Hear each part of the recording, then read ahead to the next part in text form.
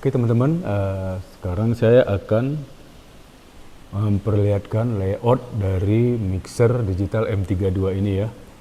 Nah, ini ada video lanjutan dari yang kemarin. Apa aja sih yang ada di layout panel depan dan layout panel belakang? Oke, yuk kita ikutin.